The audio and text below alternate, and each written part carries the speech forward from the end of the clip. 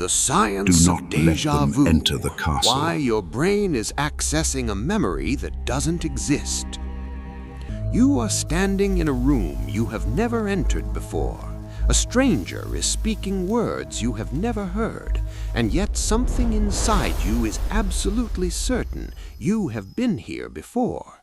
Every detail, every word, every second, you know it before it happens. Then it vanishes, gone in 3 seconds, and you are left standing there wondering what just happened to your mind. Science has a name for it, déjà vu, French for already seen.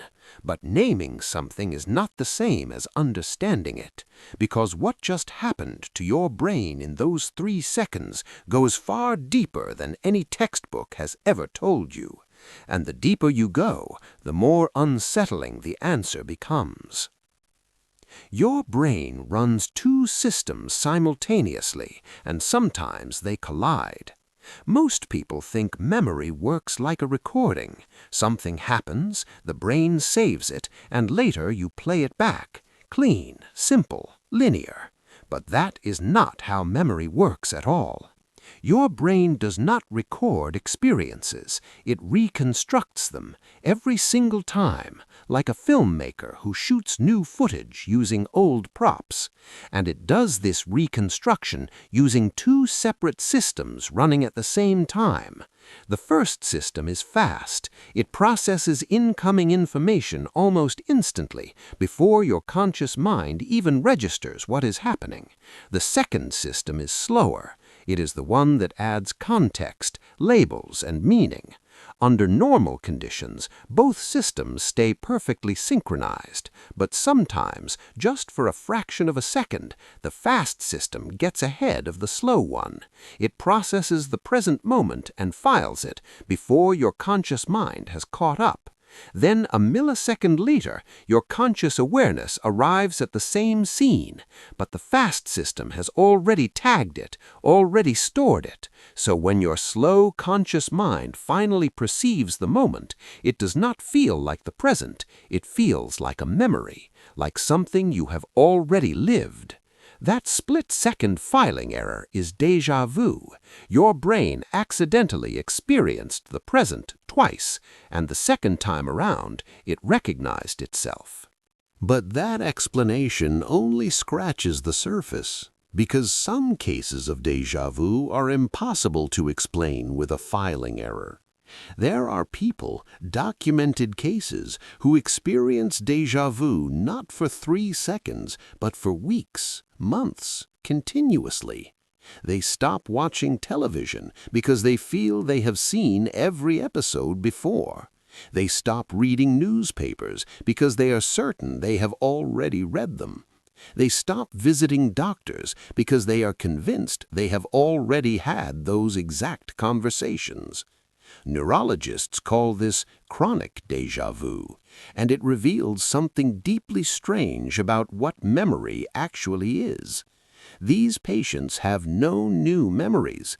Their hippocampus, the memory center, has been damaged. They cannot form new long-term memories at all. So what are they recognizing? What exactly is the brain accessing when it triggers that feeling of familiarity?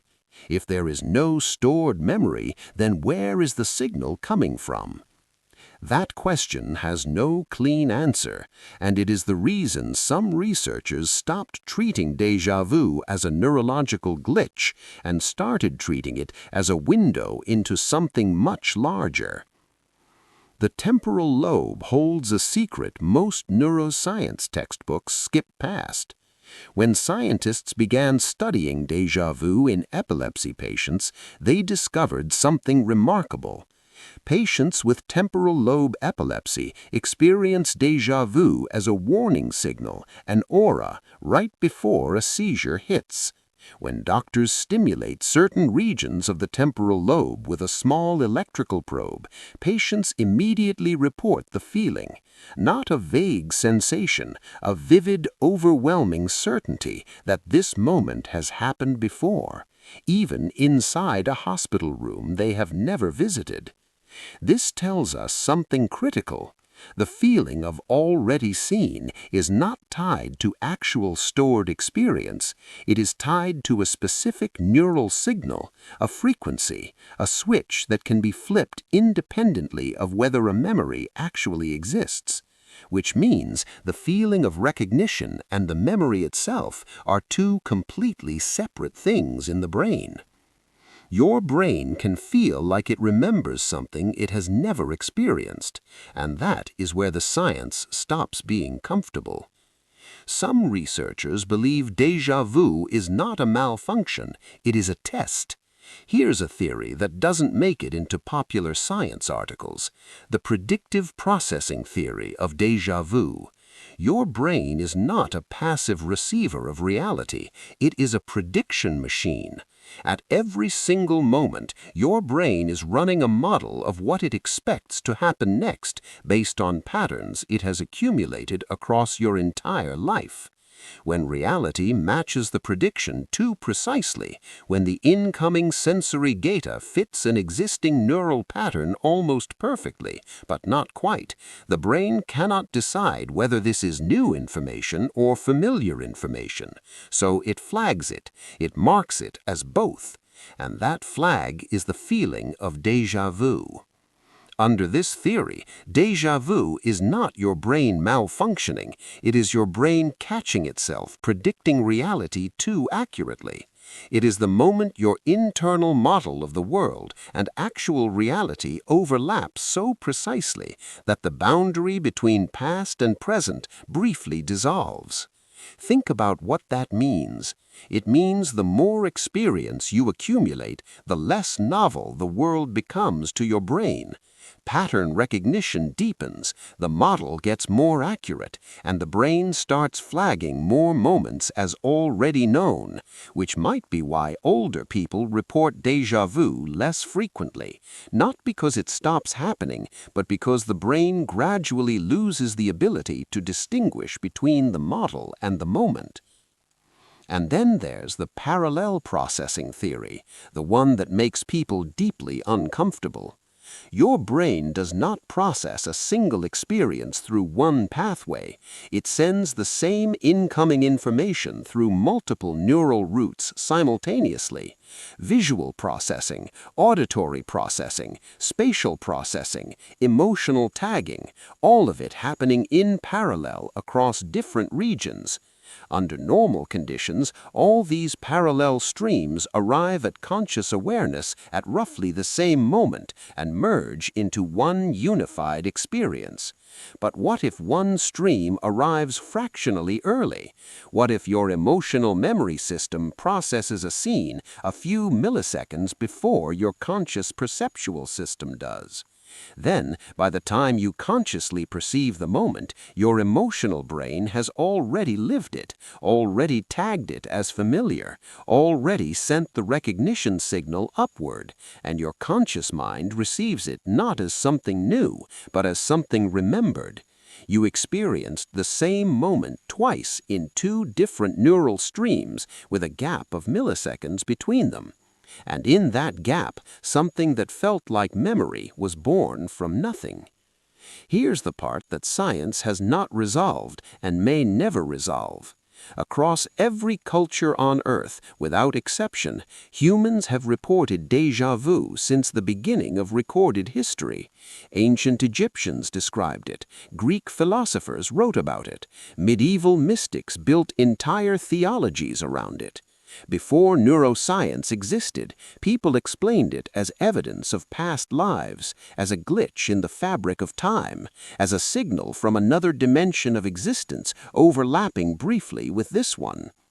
Now we have neural models and temporal lobe studies and predictive processing theories, and these explain the mechanism, but they don't explain the content.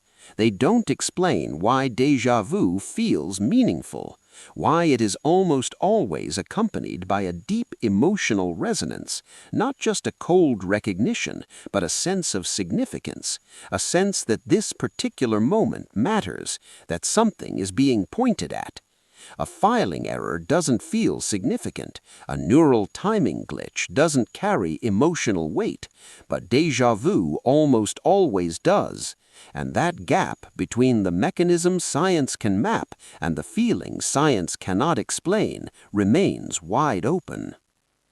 What your brain is really telling you. Every time you experience déjà vu, your brain is revealing something about its own architecture.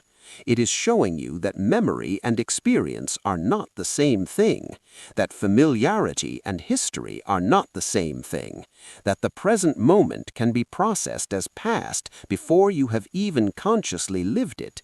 It is showing you that the you who experiences reality consciously is always slightly behind, always receiving information that has already been partially processed by systems deeper than awareness.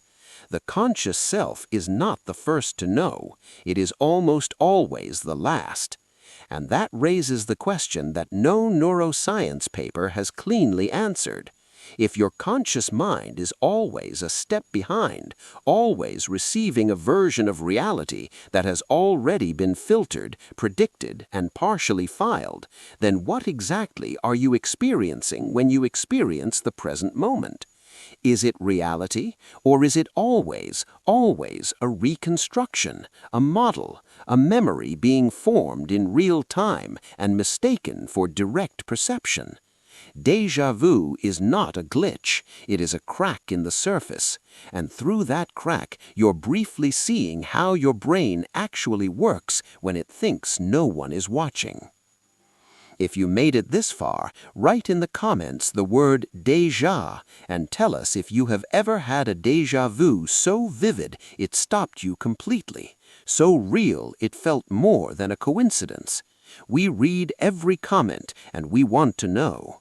Don't forget to subscribe and turn on the bell, because what's coming next goes even deeper into the layers of mind and reality that most people never get close to seeing.